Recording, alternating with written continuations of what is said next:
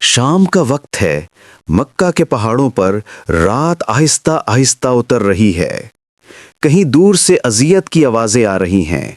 بلال رضی اللہ تعالی عنہ کے جسم پر تپتا ہوا پتھر ہے۔ خباب رضی اللہ تعالی عنہ کو دہکتے کوئلوں پر لٹایا جا رہا ہے۔ سمیہ رضی اللہ تعالی عنہ کی چیخیں آسمان تک جاتی ہیں۔ وہیں وہ پہلی شہید بنتی ہیں۔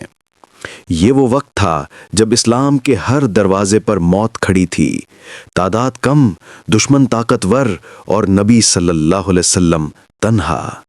ابو جہل، عتبہ، ابو سفیان سب مشورہ کر رہے ہیں کہ آج فیصلہ کرنا ہوگا، اسلام کو جڑ سے اکھاڑ دو۔ رات تاریک ہے۔ نبی صلی اللہ علیہ وسلم کے دروازے پر 11 نوجوان تلواریں لیے کھڑے ہیں۔ ان کی آنکھوں میں چمک، دل میں قتل کا ارادہ۔ علی رضی اللہ عنہ بستر پر لیٹتے ہیں۔ نبی صلی اللہ علیہ وسلم باہر نکلتے ہیں، مٹی ہاتھ میں لیتے ہیں اور قریشی قاتلوں کے سامنے سے گزر جاتے ہیں۔ وہ سب آنکھیں کھولے کھڑے ہیں، مگر انہیں دکھائی کچھ نہیں دے رہا۔ اسلام کو کوئی ہاتھ بھی نہ لگا سکا، کیونکہ اللہ کی نگاہ اس کی حفاظت کر رہی تھی۔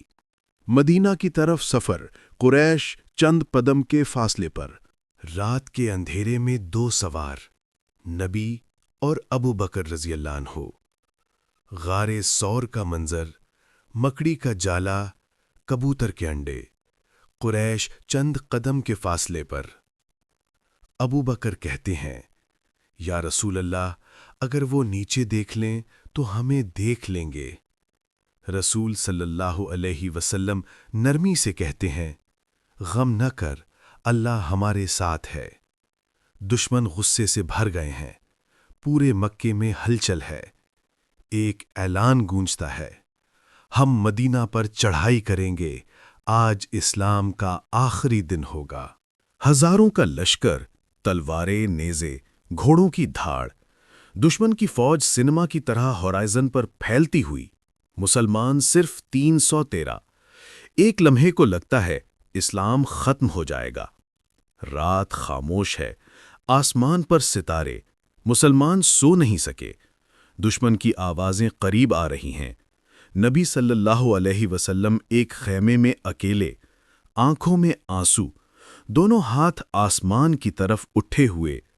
اے اللہ، اگر آج یہ جماعت ہلاک ہو گئی تو زمین پر تیرا نام لینے والا کوئی نہ رہے گا۔ 313 لوگوں کے چہروں پر خوف، امید، دعا۔ صبح کی پہلی روشنی۔ دونوں لشکر میدان بدر میں کھڑے ہیں۔ ایک دھماکے کے ساتھ جنگ شروع۔ تلواریں ٹکرا رہی ہیں، ریت اڑ رہی ہے، آوازیں گونج رہی ہیں۔ اتنے میں ایک عجیب سی چمک آسمان سے اترتی ہے۔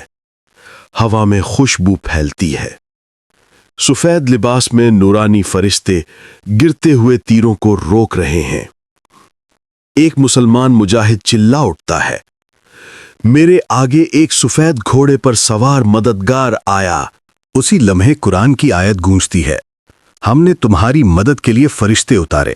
دشمن بھاگتا ہے، زمین مسلمانوں کے قدموں تلے گونجتی ہے۔ دھوئیں سے بھرا آسمان، شکست خوردہ لشکر واپس جا رہا ہے۔ مسلمان سجدے میں ہیں۔